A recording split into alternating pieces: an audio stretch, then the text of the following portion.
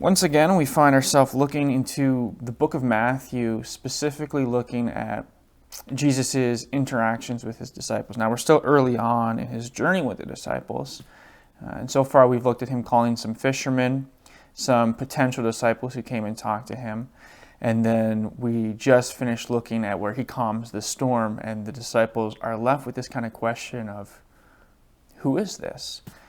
And so we find ourselves in the book of Matthew, chapter 9, and it's a very short section, starting in verse 9. As Jesus passed on from there, he saw a man called Matthew sitting at the tax booth, and he said to him, "Follow me." And he rose and followed him. It's one verse. That's all we're looking at today. But it's a very important verse. It's very awesome. It's incredible to me that Jesus would call Matthew to come. And some of the other disciples makes more sense to me, right? But when I think about Jesus calling on Matthew in the human side, it just seems odd to me that you would call on this man who was a tax collector.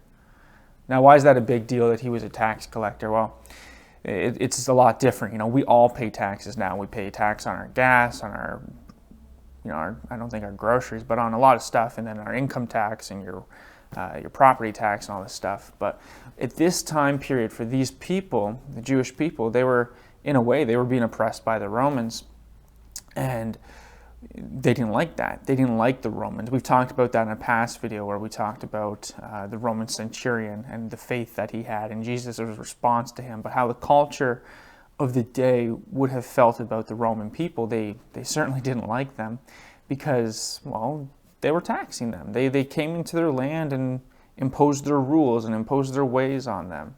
And this was something that obviously the people didn't like. More so than that, though, would be a Jewish person who would work for the Romans, who would partner with the Romans. And I think we can all understand that. You know, if you're being oppressed by someone, hurt by someone, or you feel that they're taking advantage of your situation, and then to have one of your own people turn and go onto their side so that they may profit, that they might gain, and then they tax you even more so that they can get that extra bonus added to their paycheck, basically. This is what was going on. That was the tax collector. And it's interesting, if you continue reading, the next section is actually just Jesus having supper. And it says, he reclined at a table with sinners and tax collectors. It's like they're their own category, they're their own bracket. But they were the bottom of the barrel for this culture. And yet Jesus walks by and sees this man and says, "Follow me." There's a video series out that's been really well done called The Chosen. And in that video series, they paint this picture of Matthew, and maybe they're close to the reality of it. Maybe they took some artistic license to it, to paint his picture of his interactions with the other disciples pre-calling. But regardless, the other disciples probably had this wondering of, why on earth are we asking Matthew to come with us? Don't you know who he is? Don't you know what he's done? And there's two sides to that we can take and look into for our own life. There's the side of when people come to God, when they come into the church, are we looking to check their background to see, do we really want you here? Like, are you worthy for some reason to be part of this group, to be part of this family?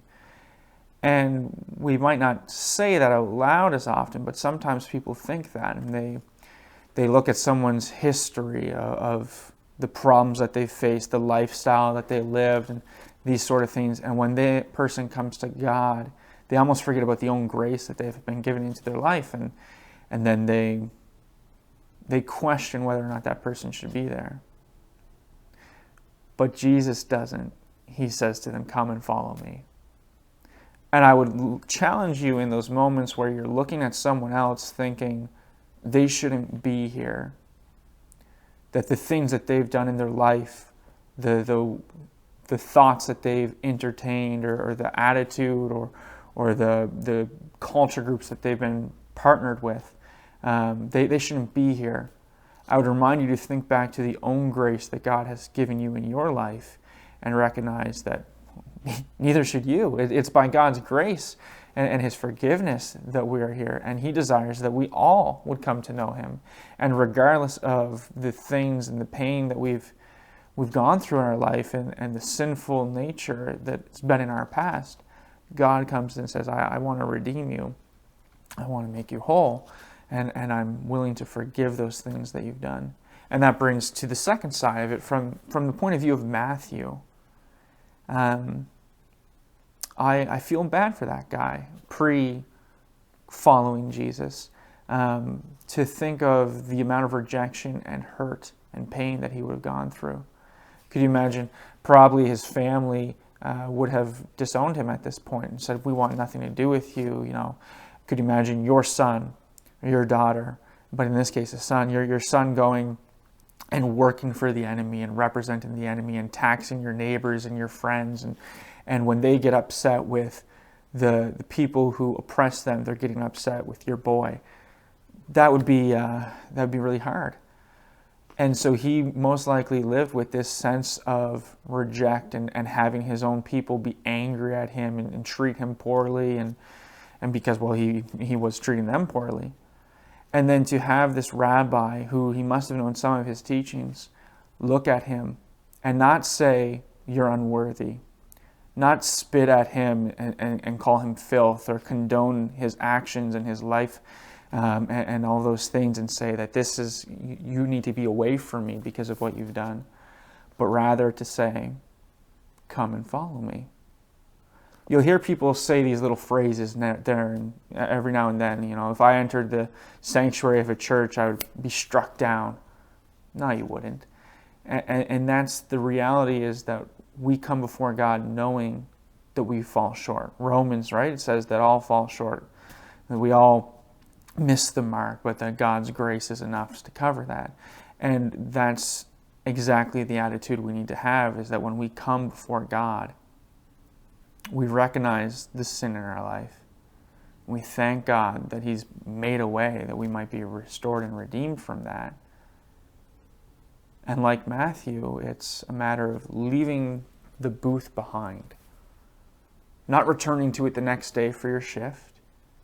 Not going to see, I need to collect taxes from this guy, and this guy, and then I'll come follow you. No, He leaves it behind. And likewise, when we are called to Christ, when we answer that call and say, I'm going to live my life for you, we leave that behind. And we recognize that the life God has called us to is so much greater than that. It's so much better than that. And that the sin of our past has been forgiven. Matthew, the tax collector, I imagine for quite some time, I refer to him as that. That's what I think of when I think of Matthew. And I imagine the people in his village and even some of the other disciples, they would have often referred to him and seen him still as that tax collector, even years down the road and when he was, doing missional work and stuff. But there's the note, is that Jesus stopped calling him Matthew the tax collector. He called him Matthew, my disciple, my student. God looks down at him. He's no longer Matthew the tax collector. He's Matthew, my son, my beloved one who I care for.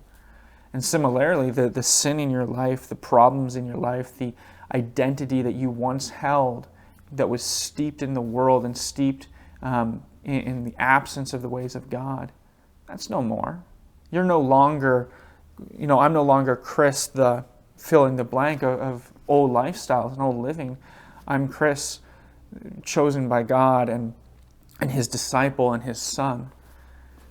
And that's a beautiful truth. And it's not just mine, it's also yours. If you are with God, if you are in the church, then you need to realize that the old self, right? The Bible talks about this. The old self is now passed away, that you are now a new creation.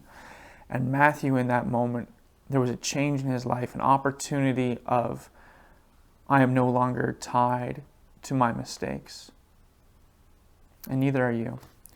I hope that's helpful to you today. I hope you can see that God calls on all of us, regardless of the problems we've faced, the things that we've done, who we are.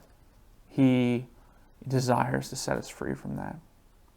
Have a great week and honor God in all that you do.